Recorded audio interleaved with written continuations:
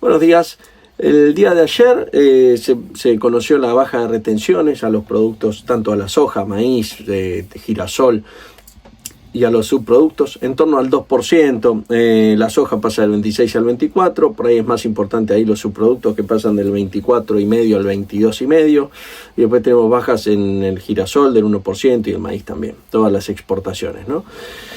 Eso lo que genera es que básicamente se libera mucha presión sobre los exportadores, eso, aunque sean pequeños porcentajes o que dé la sensación, para el que está en el campo no porque sabe exactamente lo que representa, pero para el que no está en el campo, uno no está muy relacionado, bueno, el tema de las exportaciones y un par de puntos porcentuales son bastante,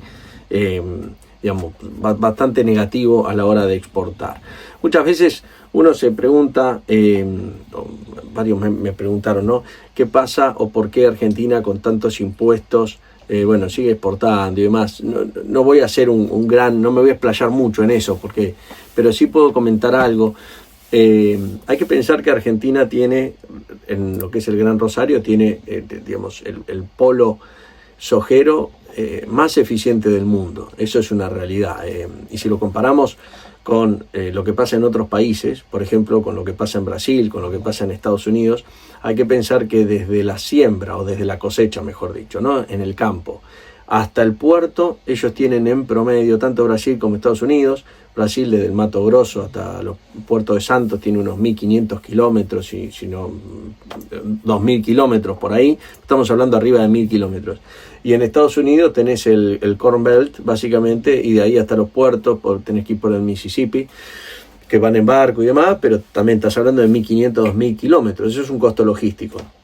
La Argentina lo tiene pegado al puerto, porque estás hablando de un rango de 300 kilómetros a la redonda desde el puerto.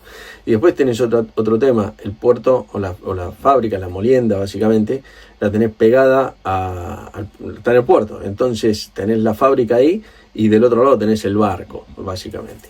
Y el barco, que hoy puede ir a lo que sería el upriver, digamos, en Rosario, es un Panamax, ¿no? Entonces estás hablando de un barco grande que se mete 400 kilómetros adentro del continente, y todo eso lo que hace es baja muchísimo los costos logísticos. Para que te des una idea también, una planta de procesamiento de soja, de crushing, digamos, en el mundo en promedio te puede procesar 1.500, 3.000 toneladas, alguna puede ser un poquito más por día, ¿no? Y en el Gran Rosario, una sola planta, hay varias, ¿no? Pero una sola, por ejemplo, Terminal 6, te puede procesar 20.000, 30.000 toneladas en un día. O sea, estamos hablando de que la eficiencia que hay ahí es muy grande. Claro, obviamente que gracias a esta eficiencia que vos podés cobrar los impuestos violentísimos que se cobran a las exportaciones y a pesar de eso seguir exportando, ¿no? Por eso lo que se dice es que hay muchísima, que realmente hay mucha posibilidad de hacer crecer muchísimo las exportaciones si se bajan realmente la presión impositiva. Después hay un tema, el otro día alguien me consultaba también por el trigo. La soja, el 90% de la soja que exporta Argentina lo hace en subproductos. O sea, no es la soja en sí, sino que con la soja se hace aceite de soja, harina de soja, etcétera, y se exportan esos subproductos que tienen un valor agregado alto. ¿Por qué?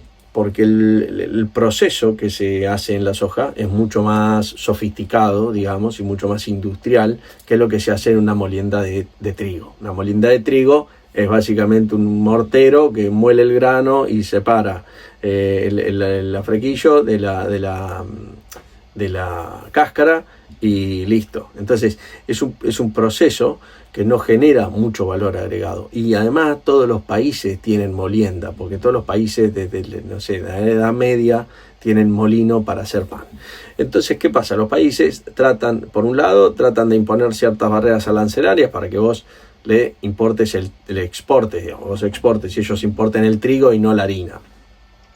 Y por otro lado, no te generan, la verdad, mucho valor agregado. Estamos hablando de que la diferencia entre, eso se puede ver en el mercado de Chicago, por ejemplo, ¿cuál es la diferencia entre el poroto o el grano, digamos, de trigo y la harina de trigo? Vas a ver que la diferencia puede ser un $70 por tonelada, más o menos, ¿no? Dependiendo del momento, etcétera, etcétera. Pero estás hablando de que eso te lo come la logística, te lo come no tiene mucho sentido. Por eso es que cuando uno mira cómo es la matriz, en trigo se exporta el 80-90% es grano, creo que está más cerca del 80% hoy, muy poca harina y bueno, 20% de harina y subproductos, pero el 80% es grano, mientras que en soja el 90% son subproductos y solamente el 10% es grano, y ese 10% va a China. Por eso es que dicen, bueno, China es el gran comprador de grano de soja. Sí, claro, el 10% de la exportación, el 100% casi de la exportación de grano, que a su vez es el 10%. Ojo, el 10% no es poco, pero es el 10%.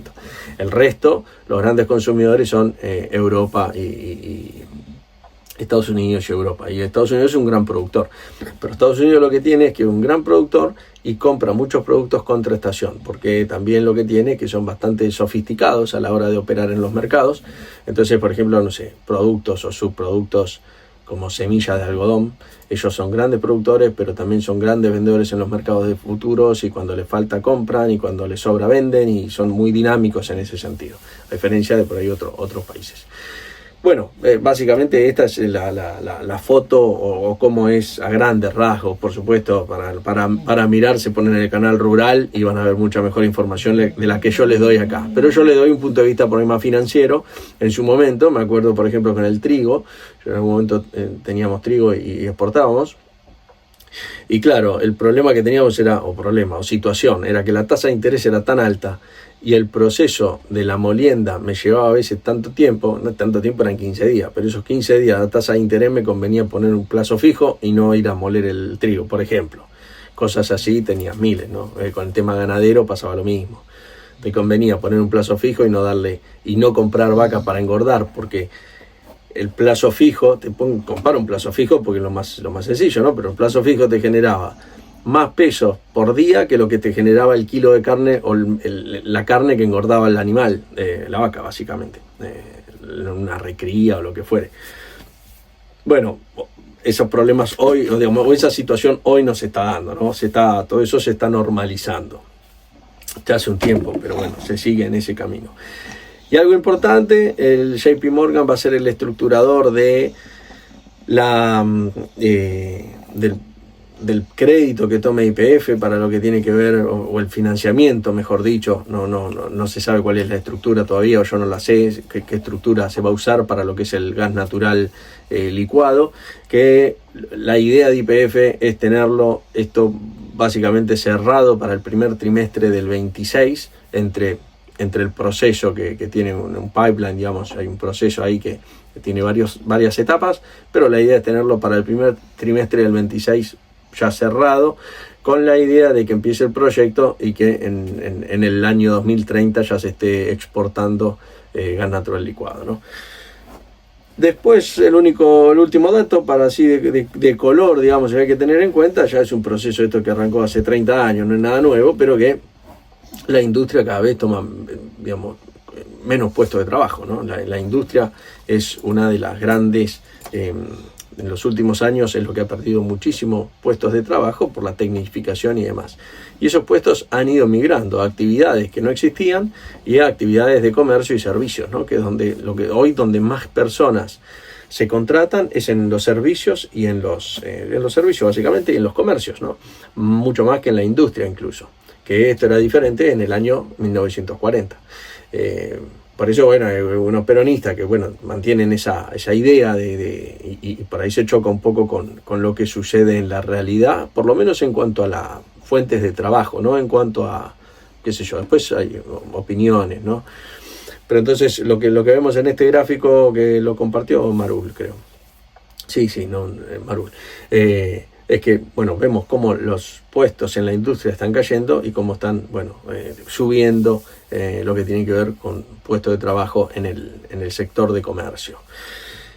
Así que bueno, eso es todo por hoy. Faltan 12 días para el vencimiento de las opciones. Lo que veo son una curva mucho más arbitrada que en otros momentos. No veo grandes ruidos, la verdad, ahí. En Galicia, estoy hablando de Galicia, ¿no? Porque arranqué a hablar de opciones de Galicia. Lo que sí creo es que hay algunas oportunidades para, en estos días del calendario del ciclo, llamémosle, de las opciones, que es cuando estamos cerca del vencimiento, menos de 20 días, yo ya menos de 30 días lo opero así. soy más de operar direccional, buscando donde veo también dónde está la ventaja, ¿no? Creo que hoy hay una ventaja para ponerse alcista, porque rara vez, no suele pasar, pero hay oportunidades, digamos, para ponerse alcista, armando spreads, armando, básicamente comprando, ¿no? En este ciclo de las opciones conviene, a mí me gusta más estar comprado que vendido, y bueno, comprar spreads y demás. A mí comprar de frente no me gusta, lo expliqué en un video, así que bueno, después en algún momento hablaré un poco más sobre ese tema. Por ahí voy a tirar algo que me parece que sucede muchas veces. El otro día, creo que ayer, o antes de ayer, no me acuerdo, alguien me preguntaba, me decía, pero vi tu video, me gustó, creo que es así, pero no me dan los números. Básicamente esa era la pregunta. Entonces, bueno, lo que creo que estaba pasando es que dos cosas tenés que tener muy en cuenta. En el video, que no me acuerdo si lo explico, el spread, tenés que mirar el gamma. Entonces, seguramente el spread lo estés haciendo muy finito, o sea, no le estás dando espacio. Entonces, si no le das espacio, no tenés, es más largo de explicar, pero no tenés esa aceleración que necesitas, y después tenés que comprar más cantidad. Claro, si vos comparás un call de frente contra un spread, no te va a dar, pero si haces 1 contra 5 o 1 contra 6, sí te va a dar, y te va a dar bien el número. Pero bueno, yo después lo voy a hacer en algún video, lo voy a subir. Así que bueno, eso es todo por hoy. Les mando un saludo, nos vemos mañana. Let me play among the stars, and let me see what spring is like on